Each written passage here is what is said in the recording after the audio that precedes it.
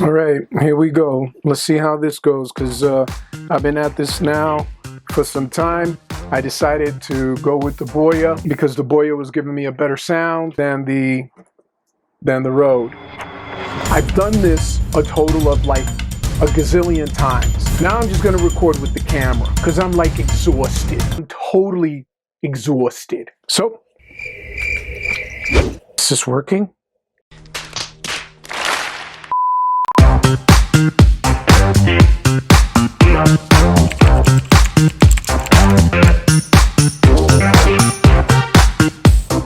The #1 selling book every year in the entire world.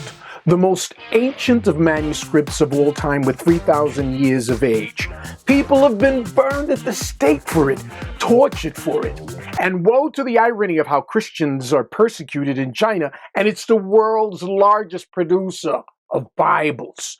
Amazing. Today, I have 5 Bible reading guides to start you off on your discipleship journey. Before I began reading the Bible, I experienced God supernaturally. When I began reading the Bible, I experienced the power of the teachings of Christ through the indwelling of His Holy Spirit that John 14, 15, 16 speak about. He speaks, I listen, my life becomes more His than my own. But it all starts by engaging the Word of God, the Bible. Always engage the Word of God by acknowledging Him in prayer and asking for His Holy Spirit to open the Scriptures to you and what does He want to teach you or speak to you about concerning your life. That being said, here are the 5 guides.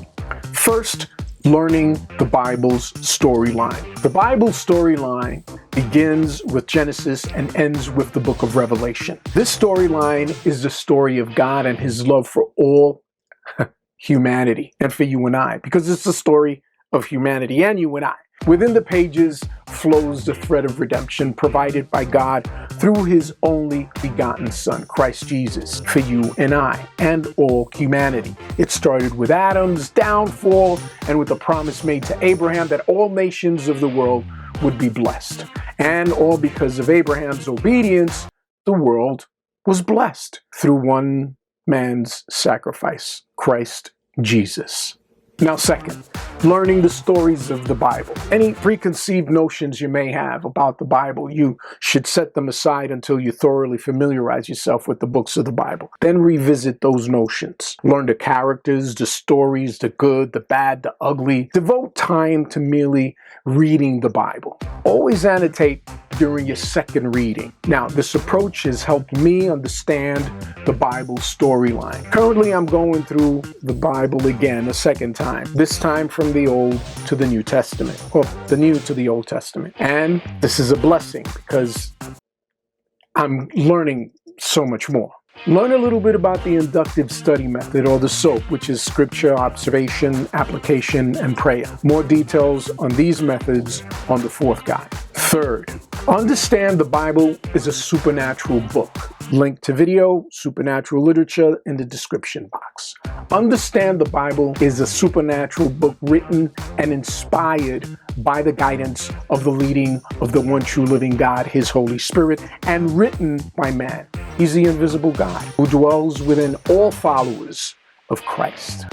And now, this is the reason why there's no other book like it, because it prepares you for this lifetime and the one that you're going to be a part of, the eternal kingdom. Now, the Bible through the Holy Spirit is going to teach us. This is why everything we do in this present time have eternal ramifications affecting our rewards, whether good or bad, here in this lifetime and in the lifetime to come. Check in the description box to my video on supernatural literature. Fourth, learn how to study the Bible. Set aside some time to purposefully learn how to study the Bible. The inductive method is the method that I've used for over 20 years. Now, when I began studying the Bible, I didn't know I was doing that, using the inductive method. A book that also helped me through my journey was given to me by an Episcopalian brother, How to Read the Bible for All It's Worth, by Gordon Fee. Another book that helped me was How to Read a Book by Mortimer Adler. These 2 books are on the ministry's website.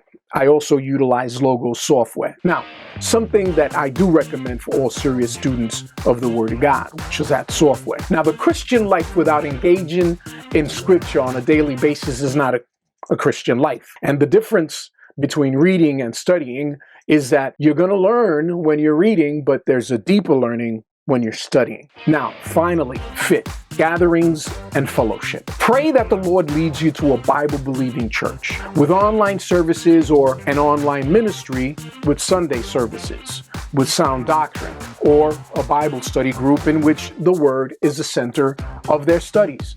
A Bible study is not a meeting place for alternative agendas, whatever they may be. Most importantly, pray that God puts godly servants in your life that are serious about serving God, that they may become accountability partners in your walk with Christ. Now, if this information was of value to you, hit the subscribe button and like. May the Lord bless you, keep you.